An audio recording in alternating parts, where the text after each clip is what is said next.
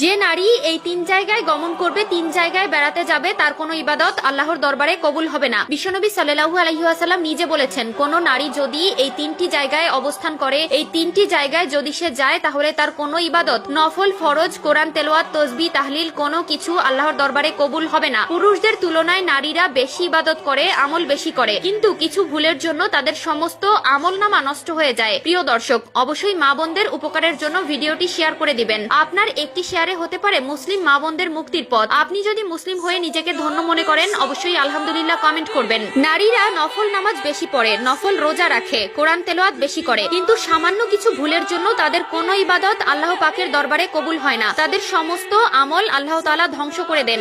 আগে ইসলাম বুঝতে হবে, এরপর ইসলাম অনুসারে জীবন পরিচালনা করতে হবে। 1 নম্বরে, কোনো নারী যদি মাজারে গিয়ে সেজদা করে, তার কোনো ইবাদত আল্লাহর দরবারে কবুল হবে না। আল্লাহ ব্যতীত যদি কেউ দুনিয়ার মানুষকে সেজদা করে বা মুক্তির পথ মনে করে, তার কোনো ইবাদত আল্লাহর দরবারে কবুল হবে না। বিশেষ করে পুরুষের চাইতে নারীরা বেশি ওজা, ফকির, মাজারের পীর, আউলিয়াদের বেশি বিশ্বাস করে। মা ও বোনেরা, অবশ্যই আপনারা মাজার পূজারী থেকে বিরত থাকবেন এবং এক আল্লাহর কাছে সাহায্য কামনা করবেন। আল্লাহ আপনাকে সাহায্য না করলে দুনিয়ার কোনো মানুষের সাধ্য নেই আপনাকে সাহায্য করবে। 2 নম্বরে, যে নারী ভাগ্য গণনা করে। রাস্তাঘাটে অনেক ভণ্ড দেখা যায় যারা হাত দেখে ভবিষ্যৎ নির্ধারণ করে। এগুলো যারা বিশ্বাস করে তাদের ঈমান নষ্ট হয়ে যায়। বিশেষ করে মা বোনদের মন নরম হওয়ার কারণে তাদের খুব সহজেই বশ করে ফেলে। আপনি যতই নামাজ রোজা করুন না কেন, আপনি যদি এই ধরনের ভণ্ড কার্যকলাপ বিশ্বাস করেন এবং এগুলোর সাথে জড়িত থাকেন, আপনার কোনো ইবাদত আল্লাহর দরবারে গ্রহণযোগ্যতা পাবে না এবং আপনি জাহান্নামী হবেন। ভবিষ্যতে কি ঘটবে আপনার জীবনে, কি আসবে কি যাবে, সবকিছুই আল্লাহ তাআলা নির্ধারণ করে রেখেছে।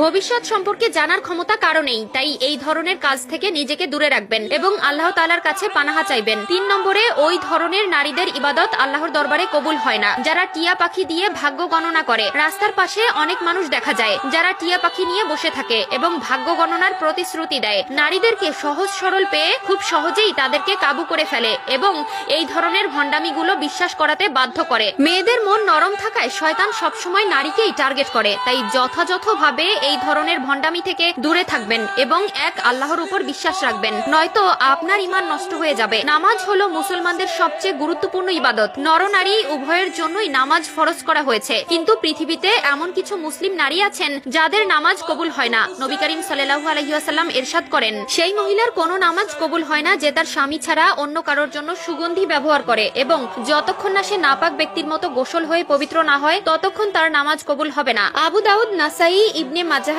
সিলসিলাতুস সহিহা 1031। অন্য একটি হাদিসে নবী করিম সাল্লাল্লাহু আলাইহি ওয়াসাল্লাম ইরশাদ করেন, সর্বশ্রেষ্ঠ স্ত্রী সে যাকে দেখলে মন খুশিতে ভরে ওঠে, তাকে আদেশ করলে সত্তরতা পালন করে। স্বামী